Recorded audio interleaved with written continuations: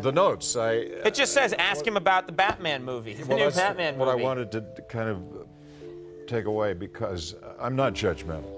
You're not judgmental? Oh, you don't want to talk about this? I don't want to talk about... People want you to talk about this. You do? Yes, they do. Adam signed what seemed like a dream contract in 1966, when Batman exploded onto television and turned him into a global icon. Almost overnight, the show pushed out mountains of toys and collectibles, and the world spent billions on action figures, costumes, and lunchboxes. West was promised 5% of merchandising profits, but when he checked his bank account, he found nothing at all, because the studio had used a single, carefully placed word to take everything away from him, and that single word created a loophole. So powerful, it changed Hollywood contracts for decades. West was born William West Anderson on September 19, 1928, in Walla Walla, Washington. His father, Otto, worked long hours in apple orchards, while his mother, Audrey, a trained opera singer, held on to her unfulfilled Hollywood dreams.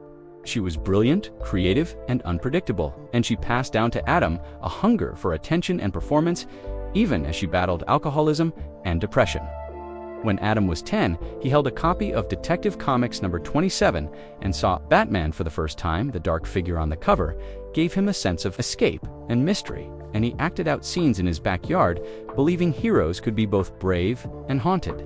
But at 15, his parents split, and he moved to Seattle with his mother, where she remarried a neurosurgeon and filled their mansion with musicians and artists. Seattle shaped Adam in ways he never forgot. He got expelled from one school, then nearly expelled from another, after sneaking a school bus to Tacoma for girls and champagne. Yet his charm kept him afloat, and his deep, smooth voice made him popular. After graduating, he studied literature and psychology at Whitman College and worked in canneries and ranches to feed his young family. When the Korean War came in 1951, he was drafted and became an on-air announcer for the American forces. Network learning how to speak live and command attention. After returning home, he worked as a milkman while chasing auditions until he moved to Hawaii in 1954, where he became a sidekick on a children's show featuring a chimp named Peaches. He changed his name to Adam West in 1957 and soon began traveling to Los Angeles seeking roles. His first Hollywood job came in 1959 with The Young Philadelphians, which opened doors to guest roles in westerns where he played outlaws and charismatic figures. By the early 60s, he was earning leads in films like Go No and appearances on Perry Mason and The Outer Limits. Each role showed he could shift between drama, comedy, and science fiction. In 1964, he filmed Robinson Crusoe on Mars in the burning heat of Death Valley, where he earned $15,000 and proved he could bring realism to any part.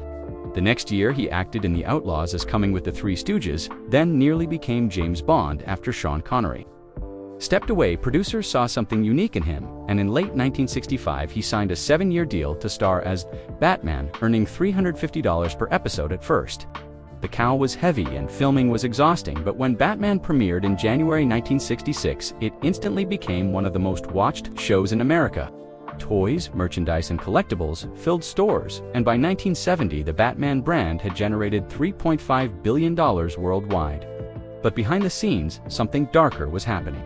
Adam West and Burt Ward were supposed to earn 5% of all merchandise tied to their likenesses, yet they received nothing because the studio rerouted profits through separate companies labeling toys and products as promotional items, which legally erased the actors' percent.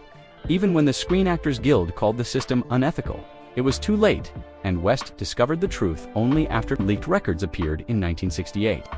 He sued for $1 million, but settled for less than $100,000 and was forced into silence. He later learned that reruns also paid almost nothing, and both he and Ward received yearly checks of only $5,000, even as networks made millions. This betrayal cut deep, and West sank into depression, distancing himself from the character that had made him famous.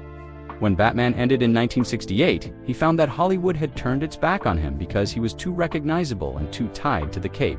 He auditioned over 50 times for major films, including The Godfather, but nothing worked, and by the early 70s he was broke, drinking heavily, and humiliated.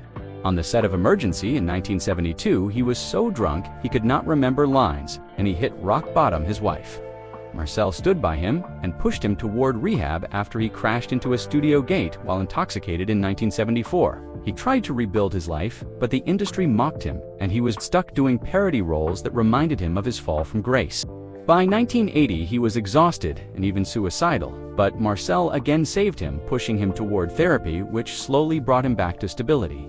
In 1992, he voiced himself on The Simpsons and learned to laugh with his past instead of feeling crushed by it.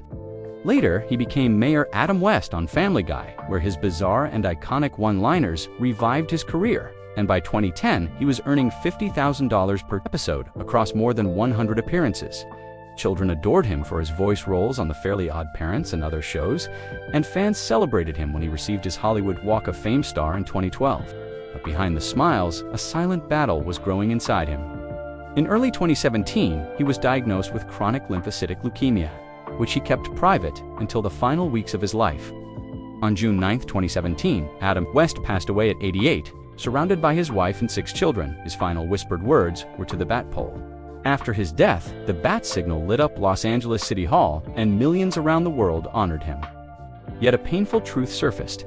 Adam West had missed out on nearly $20 million in royalties because contracts from the 1960s gave studios lifetime rights to his image while denying him residuals. He died a beloved legend, but also as one of Hollywood's most heartbreaking examples of how fame can be bright enough to blind you from the people who profit from your shine. Thank you for watching, and make sure you subscribe to Hollywood Bulletin and press the bell icon so you never miss another powerful story like this.